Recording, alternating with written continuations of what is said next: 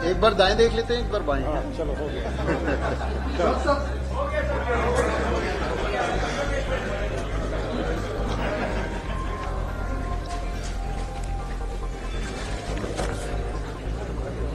इसको बांट दीजिए, बांट दीजिए। सबको बांट दीजिए, जल्दी बांट दीजिए। शुरू करें। हम लोग आपसे इंटरेक्शन प्रारंभ कर रहे हैं।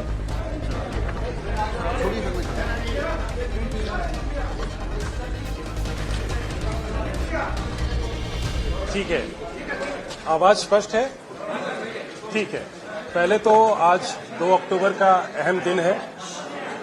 आप सभी का स्वागत है इस प्रेस कॉन्फ्रेंस में।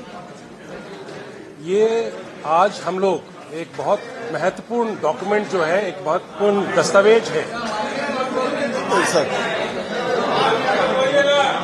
सर वो मुझे लग रहा है बंट रहा है ना सर, तो उससे कमोशन हो रहा है। अभी रुक जाओ भाई। बांटेंगे नहीं तो यही तय हुआ था कि बांट देंगे।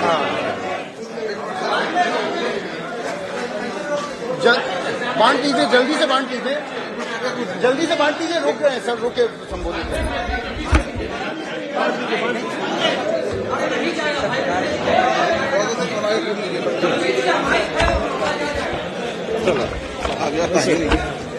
चलो इससे आगे नहीं आएगा, इससे आगे नहीं आएगा। म्यूजिक से बोलिएगा। ठीक है, चलिए आप लोग तैयार हैं? एक मिनट जस्ट। सबको मिल जाएगा। हाँ, अच्छा एक मिनट, प्रयास खत्म होने दो। कुछ लोगों को मिल गया ना सर, तो वो इधर शो नहीं वो जाना बेटर है। हाँ, प्लस क्वेश्चन भी पूछना होगा। They should know as to what they have to ask.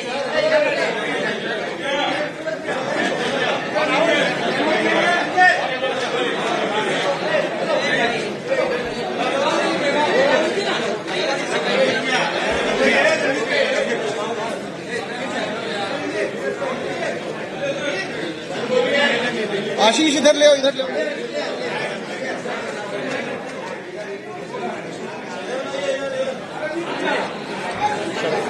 हाँ चलिए, एक मिनट शांति करिए भैया।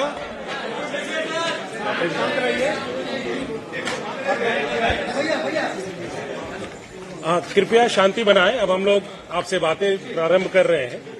आज 2 अक्टूबर के दिन आप लोगों का स्वागत है। बहुत महत्वपूर्ण दिन है पूरे देश के लिए, राज्य के लिए और हम सभी के लिए। आज के दिन हम लोग जो बिहार जाति आधारित गणना 2022 का प्रतिवेदन आज विमुक्त कर रहे हैं, विमोचन कर रहे हैं पब्लिक के लिए और आपके लिए। आप जैसा अवगत हैं, बिहार विधानमंडल के द्वारा दिनांक 18 फरवरी 2019 को राज्य में जाति आधारित गणना कराने का प्रस्ताव पारित किया गया। इस संबंध में 2 जून 2022 को मंत्रिपरिषद का निर्णय हुआ कि ये कराया जाएगा। और कराए जाने का ये था कि विभिन्न जो सामाजिक आर्थिक जो पहलू हैं बिहार के, उसका एक गणना कराया जाए और उसके बाद हम लोग उसका पूरा रिपोर्ट तैयार करें। तो ये 2 स्टेजेस में होना था। पहला स्टेज था जिसमें जो मकान वाइज हम लोग हाउस लिस्टिंग कहते हैं, वो हाउस लिस्टिंग का फेज था, जो कि आपको प्रथम चरण में किया गया 7 जनवरी 2023 से लेकर के 21 जनवरी 2023 तक। इसमें मकान का नंबरीकरण किया गया और संक्षिप्त मकान सूची का निर्माण किया गया। उसके बाद द्वितीय चरण में राज्य के सभी व्यक्तियों की गणना का वास्तविक कार्य दिनांक 15 अप्रैल 2023 को प्रारंभ किया गया। और इसमें जिला स्तर के जो विभिन्न पदाधिकारी हैं, जो जिला पदाधिकारी हैं, अपर जिला दंडाधिकारी हैं, नगर आयुक्त हैं, प्रखंड विकास पदाधिकारी हैं, सभी को अलग अलग जिम्मेवारियां दी गई और उसके बाद ये पूरे युद्ध स्तर पे ये कार्य संपन्न हुआ और 5 अगस्त 2023 को सारे आंकड़े निर्मित करके उसको मोबाइल ऐप के माध्यम से उसका संकलित किया गया। उसके बाद प्रविष्टियों की जांच के लिए आवश्यक होता है कि उसका रैंडम ट्रूथिंग किया जाए, उसको पुनः देखा जाए कि आंकड़े वास्तव में जो मिल रहे हैं वो सही हैं या उसमें कुछ त्रुटि है। तो उसमें 2 स्टेज पे त्रुटियां हो सकती थी, एक तो एंट्री करने के टाइम में और एक है कि ऐप में कन्वर्ट करने के टाइम में। तो ये दोनों स्टेज की त्रुटियों को हम लोगों ने 5% जो डेटा है करीब 7 करोड़ 90 लाख प्रविष्टियों की जांच की गई और उसके बाद जो आंकड़े उमर्ज करके आए हैं वो बिहार में कुल सर्वेक्षित परिवारों की कुल संख्या 2 करोड़ 83 लाख 44,107 है और इसमें कुल जो जनसंख्या है वो 13 करोड़ 7 लाख 25,310 है और इसमें अस्थायी प्रवासी स्थिति में 53 लाख 72,022 लोग हैं।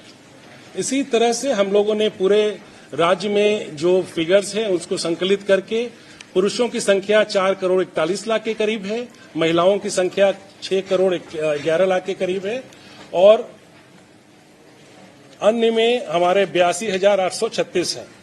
जो हमारा जेंडर रेशियो है, लिंग अनुपात है, वो 1000 पुरुष पे 953 महिलाएं पाई गई हैं और इसका जो संकलन करके आज जो रिलीज कर रहे हैं डेटा आप लोगों के सामने, आपके पास उसकी कॉपी उपलब्ध करा दी गई है। अब हमारे इसके 2 जो मेन अभी हमारे जो करने वाले लोग हैं, एक जिन्होंने आंकड़ों को संकलित किया है और एक जिन्होंने उनको ऐप के माध्यम से कंप्यूटरीकृत किया है और रिपोर्ट तैयार किया है। तो ये आप लोगों को जान के बहुत खुशी होगी कि इतना बड़ा एक्सरसाइज इतने कम समय में इतने गुणवत्तापूर्ण ढंग से किया गया है। तो ये आवश्यक है, जो इसको करने वाले हैं हमारे प्रधान सचिव हैं सामान्य प्रशासन विभाग के, उनके साथ हैं सोहेल अख्तर जी जो सचिव है वहां, और श्री संतोष मल हैं जो आईटी डिपार्टमेंट के तरफ से वो कर रहे थे ऐप का। तो सबसे पहले मैं सोहेल से उनसे रिक्वेस्ट करूंगा कि आपको प्रक्रिया की डिटेलिंग दे दें ताकि कोई आपको कहीं कोई गैप न रहे समझने में पूरे प्रोसेस को, और आप अच्छा से इसको अपना रिपोर्ट करने के लिए आप पूरा फुल मटेरियल आपको मिल सके। सोहेल। धन्यवाद महोदय। प्रक्रिया की पूरी जानकारी मुझको लगता है कि पत्रकार बंधुओं को अधिक है, उन्होंने पूरी तरह से इस चीजों को कवर भी किया है थ्रू आउट पूरी प्रोसेस में। सबसे पहले हम लोगों ने पूरे राज्य को प्रशासनिक इकाई में बांटा। ब्लॉक है, ब्लॉक के अंदर में वार्ड है, वार्ड के अंदर पंचायत है, प्रशासनिक इकाइयों में बांटा। एक छोटा छोटा यूनिट 700 की आबादी का लगभग हमने बांटा, जिसको हम लोगों ने इनोवेशन ब्लॉक का। हर इनोवेशन ब्लॉक के लिए हमने एक प्रगणक रखा और हर 6 के लिए हम लोगों ने एक सुपरवाइजर रखा जो काम को देख रहे थे। प्रथम चरण में जो मुख्य सचिव महोदय ने बताया, पूरे ट्रेनिंग की गई, 1 महीने तक ट्रेनिंग चली हमारी पटना से लेकर के, और सभी प्रखंड में हम लोगों ने ट्रेनिंग चलाई। और ट्रेनिंग चलाने के बाद लगभग 2,34,666 इन्यूमरेटर की सेवा ली गई और 40,736 सुपरवाइजर की सेवा ली गई। और ट्रेनिंग का काम लगभग 3.5 लाख लोगों का 1 महीना तक चलता रहा। और ट्रेनिंग के बाद 7 जनवरी से हम लोगों ने मकान का नंबरीकरण किया और मकान से हम लोगों ने डिटेल लिया कि कितने लोग उसमें रहते हैं, जो वहाँ के प्रधान ने कहा। फिर उन सभी आंकड़ों की एंट्री हम लोगों ने पोर्टल पे कराई। पोर्टल पे आंकड़े कराने के बाद फिर द्वितीय फेज माननीय मुख्यमंत्री महोदय के कर कमलों से 15/4 को लॉन्च किया गया था। और बहुत आभार व्यक्त करता हूं मैं पूरे बिहार की जनता का, जिन्होंने बहुत बढ़ चढ़कर इसमें हिस्सा लिया। और पूरे कार्यक्रम में कहीं कोई बाधा नहीं आ पाई हमारे पास, और लोगों ने पूरी तरह सहयोग किया इस मामले में, और कहीं कोई बाधा नहीं आई। और हम लोगों ने द्वितीय चरण भी 5 अगस्त तक कंप्लीट कर लिया। प्रक्रिया पूरी तरह सिक्योरिटी के साथ थी। हर मोबाइल ऐप में, प्रधान सचिव बताएंगे, हर मोबाइल ऐप एक आदमी से टैग था। उस मोबाइल ऐप से दूसरा आदमी एंट्री नहीं कर सकता था। मोबाइल बदलने के अलावा कोई कंप्यूटर से सारा जो एंट्री था वो हमारा पासवर्ड से था, सारा कुछ OTP से था। इसलिए पूरी प्रक्रिया बहुत अच्छी तरह से संपन्न कराई गई। 2,34,000 से अधिक सभी प्रबंधकों ने दिन रात काम किया है, उनका आभार है। 40,000 से अधिक सुपरवाइजरों ने मेहनत की है, उनका आभार है।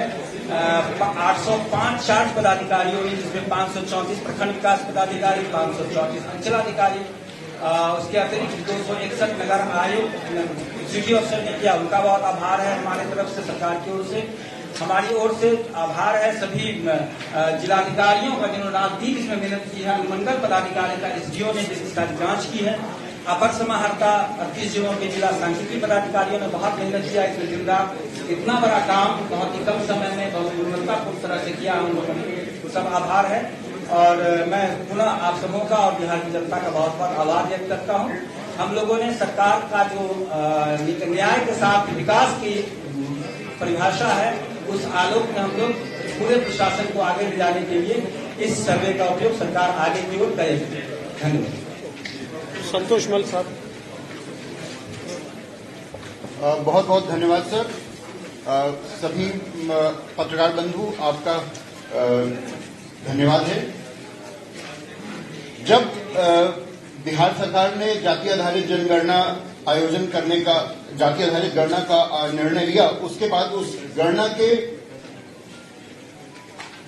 वेब पोर्टल और मोबाइल ऐप के निर्माण की जिम्मेदारी बेल्ट्रॉन को सौंपी गई, सूचना प्रौद्योगिकी विभाग को सौंपी गई। उसके बाद हम लोगों ने बहुत कम समय में एक ऐप जिसका नाम बिजागा ऐप है, बिहार जाति आधारित गणना ऐप का शॉर्ट फॉर्म बिजागा ऐप, उसको डेवलप किया। और सीबीएस पोर्टल जो है हमारा, उसको डेवलप किया।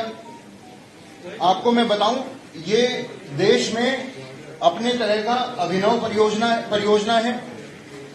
अन्य राज्यों में जो आईटी के मामले में हमसे कुछ आगे भी हैं, किसी का नाम नहीं लेना, उन्होंने भी इसके लिए अटेम्प्ट किया था, लेकिन उसका रिजल्ट इस प्रकार प्रकाशित न हो पाया। सुहेल साहब ने बहुत मेहनत की इसमें।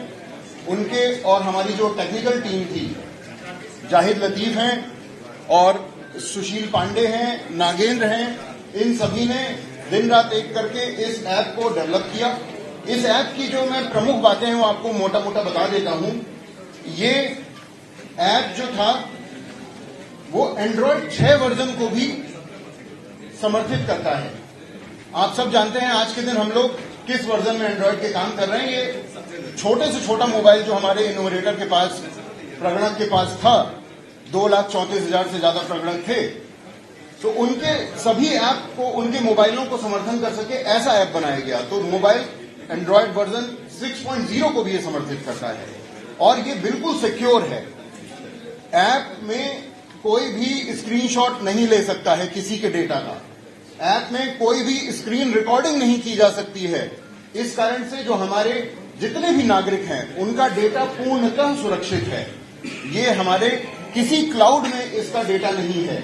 ये हमारे स्टेट डाटा सेंटर के 24 सर्वरों और 12 डेटाबेस सर्वरों में सुरक्षित है और किसी को इसका एक्सेस नहीं है। इसलिए यह पूर्णतः गोपनीय आंकड़े रखे गए हैं। निजता का जो अधिकार है और जो डेटा प्रोटेक्शन एक्ट है उसके तहत सारी जो सुरक्षाएं हैं वो इसमें लागू की गई हैं।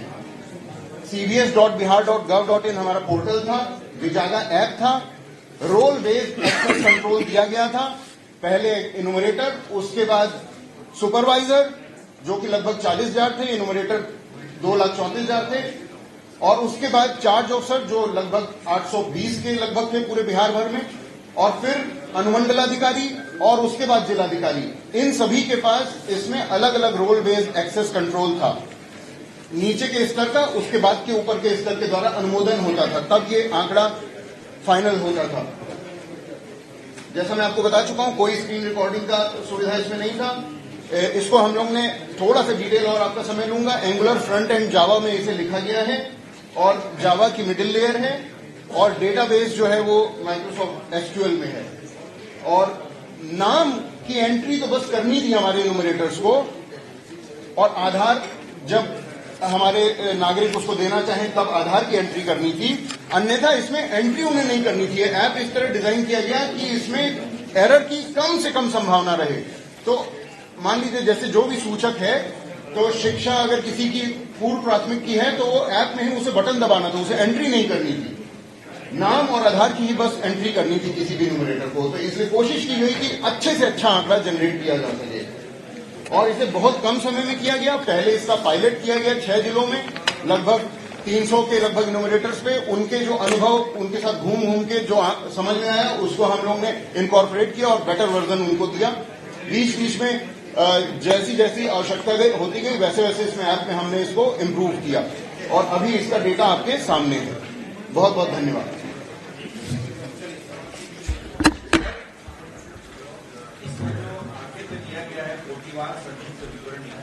जिससे पिछड़ा वर्ग, अत्यंत पिछड़ा वर्ग, अनुसूचित जाति, अनुसूचित जनजाति और अनारक्षित, तो इसमें पिछड़ा वर्ग में और कौन जातियां हैं ये इसमें विकसित नहीं। जैसे आपने जाति का तो अलग दे दिया, लेकिन पिछड़ा वर्ग करके भाई पिछड़ा वर्ग में ये जातियां, अत्यंत पिछड़ा वर्ग में ये जातियां, इस तरह करके हम लोग लिस्ट बंटवा देते हैं।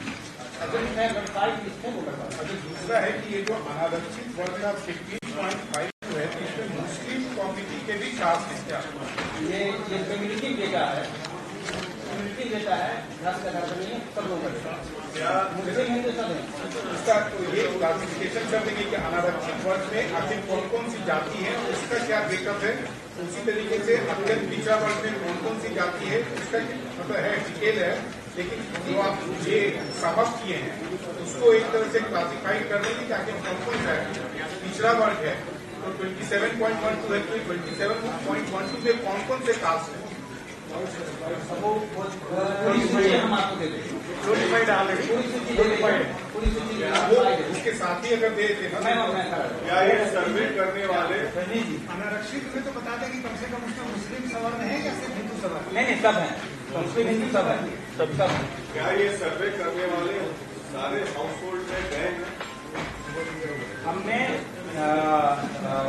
सभी जगह गए हैं। 2,82,82,83,00,000 हाउस होल्ड हमने कवर किया है और कहीं से कोई शिकायत हम लोगों के पास विभाग में नहीं आ पाई है कि जहाँ लोग नहीं गए हैं। जिलाधिकारियों ने खुद से ढूंढ करके हर को कवर किया है। विभाग के स्तर से, सरकार के स्तर से पूरा निर्देश था कि हर एक परिवार और हर एक परिवार को, हर एक परिवार को देखा जाना, जो भी जहाँ लोग रहते हों वहाँ पे जाना, पूरी गाइडलाइन दी गई। आप के साथ कह रहे हैं कि हर हाउस होल्ड कवर हुआ है, नहीं हम लोगों ने यहाँ से मतलब you take the owners responsibility. नहीं, हम यहाँ से पूरी तरह हम लोगों ने इंश्योर करने की कोशिश की है इनोवेशन के माध्यम से कि पूरे परिवार को कवर किया जाना चाहिए। और ऐसी गड़बड़ी पाई गई तब क्या होगा? नहीं तो अगर ऐसी गड़बड़ी आएगी तो हम लोग इसका बताया।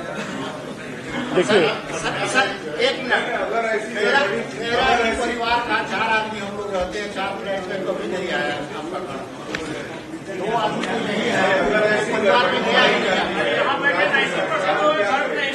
देखिए, एक तो इसमें क्लैरिटी होना चाहिए। जब भी हम लोग कोई फैक्ट लेते हैं या एफिडेविट करते हैं तो एक अंडरलाइन क्लॉज होता है to the best of our knowledge. एक अंडरलाइन राइडर वो हमेशा लगा रहता है क्योंकि परफेक्शन किसी स्टेटमेंट में आ सकता है या नहीं आ सकता है, एक सब्जेक्टिव मैटर है।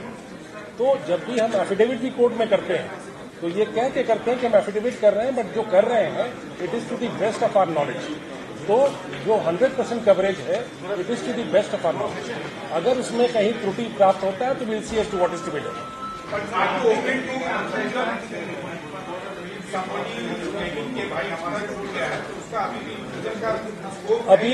अभी वर्तमान में मेरे समझ से कभी भी कोई इस तरह का ऑपरेशन होता है, स्टैटिस्टिकल ऑपरेशन होता है, तो उसका एक ओपनिंग और क्लोजिंग टाइम होता है, ओपन एंडेड नहीं होता है। और इसीलिए सामान्यतः जब हम रिपोर्ट रिलीज कर रहे हैं तो ये रिलीज कर रहे हैं जब कोई भी बड़ा ऑपरेशन, सेंसस भी होगा तो कुछ लोग छूटेंगे। हर एक कोई ऑपरेशन में परफेक्शन नहीं आ सकता है, स्पेशली जब आपका ट्रांजिएंट पॉपुलेशन है, पॉपुलेशन मूव कर रहा है, घर में उस दिन नहीं है, तो ये मान के चला जाता है कि हम लोग जो करेंगे कवरेज 100% रहेगा, लेकिन परफेक्शन अगर आइडियलिज्म की बात करेंगे तो वो संभवतः पॉसिबल नहीं है।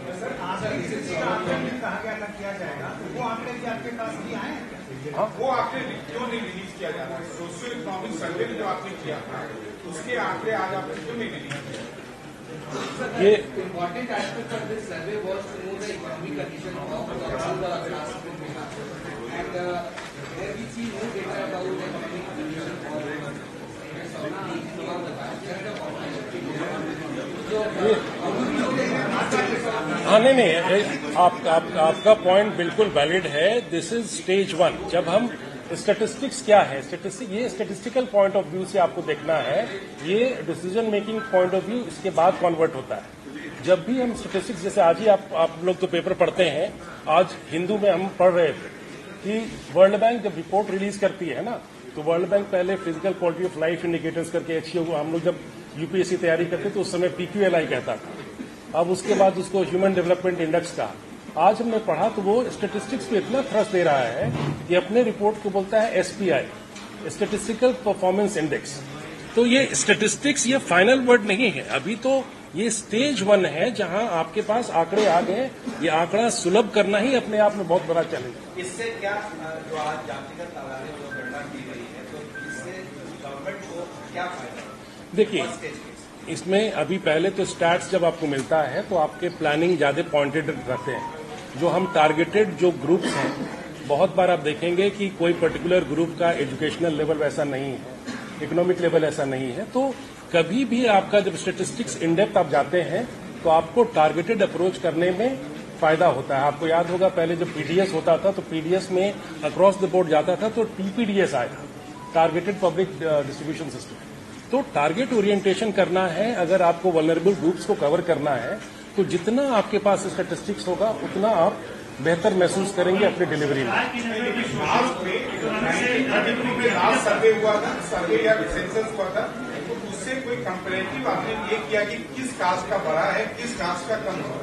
ठीक है, ये अभी आपको फिर हम पुनः क्लियर कर दे रहे हैं कि ये अभी हम लोग का जो प्रेस कॉन्फ्रेंस है, ये पूरे इसके उपादेयता और बाकी चीज को डिस्कशन के लिए नहीं है। आज हम रिलीज कर रहे हैं कि हमने एक एक्सरसाइज किया और ये एक्सरसाइज 1 साल के अवधि में बहुत त्वरित गति से हुआ और इसका उद्देश्य तो आप समझ रहे हैं कि इसका सोशियो इकोनॉमिक और बाकी जो फैक्टर्स हैं उनका एक एनालिसिस करके ये डेमोक्रेटिक जो हमारी व्यवस्था है उस पर डिपेंड करेगा कि हम इस डेटा को कैसे सदुपयोग करें और कैसे लार्जर एंड तक हम पहुंचाएं। तो ये स्टेज 1 है और इसके बाद आपके पास ऑप्शंस ज्यादा आते हैं। जब आप आंकड़ों से सुदृढ़ हो जाते हैं तो आपको प्लान करने में, डिलीवरी देने में निश्चित रूप से फायदा होता है। 1931 में जो आंकड़े थे उसके आधार पर अब तक जो आंकड़ा था उससे क्या बहुत अलग है? इन आंकड़ों पर किसी भी प्रकार का एनालिसिस नहीं हुआ है। ये आंकड़े अभी जो हैं ये कॉम्पाइल्ड डेटा है। कॉम्पाइल्ड डेटा के बाद मैं तो ये कह रहा था, इन लोगों से बात कर रहा था कि इस तरह के आंकड़े हैं कि हर एक ब्लॉक में, हर एक जात पे, हर एक पहलू पे एक PhD हो सकता है। तो it is one base data जिसको आप कैसे लेवरेज करते हैं, और स्वाभाविक है जब डेटा है तो मतलब उसका सदुपयोग सरकार करना ही चाहेगी।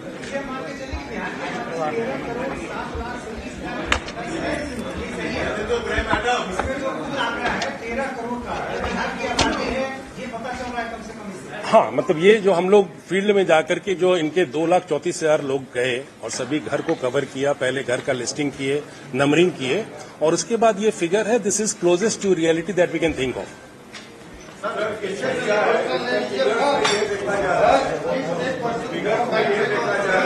बहुत सारे कास्ट हैं जिसके सब कास्ट का भी मेंशन किया हुआ है और उनका परसेंटेज दिया हुआ है।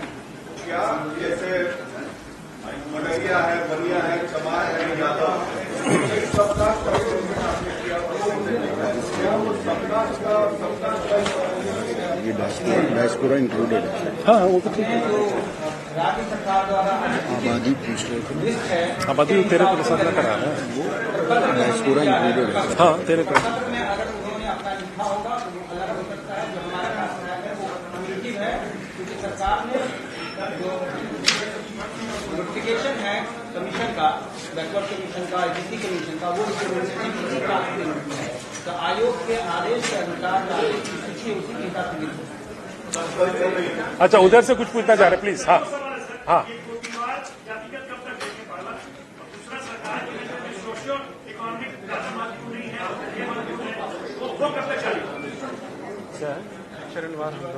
बता दो इसको।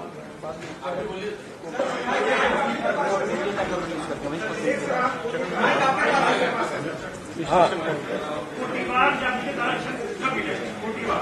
देखिए अभी जैसे आज हम लोग आए हैं, अभी बार बार हम रीइटरेट कर रहे हैं कि इसके कोई भी एनालिसिस और डिसीजन मेकिंग का स्टेज नहीं आया। ये स्टेज 1 है जिसमें हमारे पास फिगर्स और फिगर्स कॉम्प्रिहेंसिव है। एक issue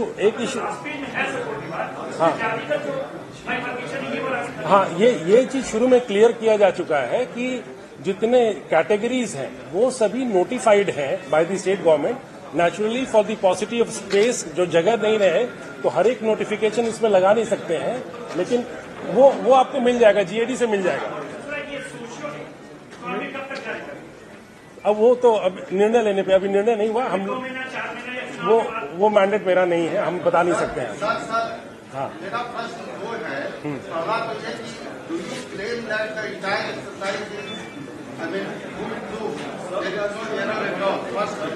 Second, what about because there was a petition in the court also, Supreme Court, about the transgender population, and there was a lot of confusion about that. So what exactly has been done about that?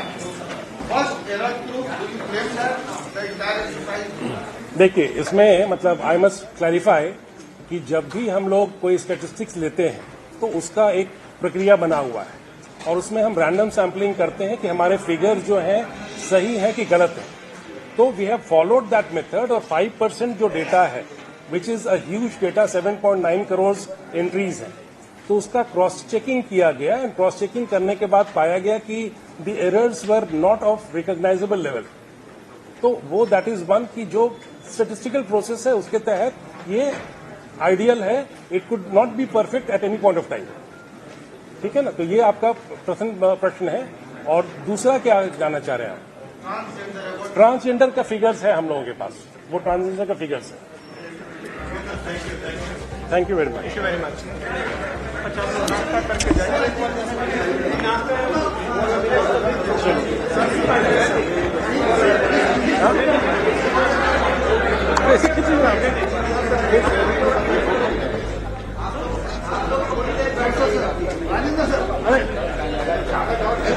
ठीक है sir एक बार photo निकल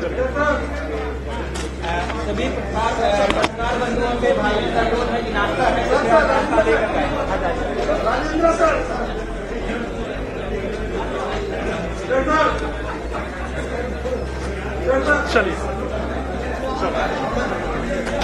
अमर उजाला अब आपके TV पर भी। अपने smart TV पर YouTube पर सर्च करें अमर उजाला, चैनल सब्सक्राइब करें और देखें ताजा खबरें, वो भी HD क्वालिटी में। और हाँ, बेल आइकन दबाना ना भूलें ताकि हर खबर हो आपके घर। अमर उजाला, निष्पक्ष, निर्भीक, निरंतर।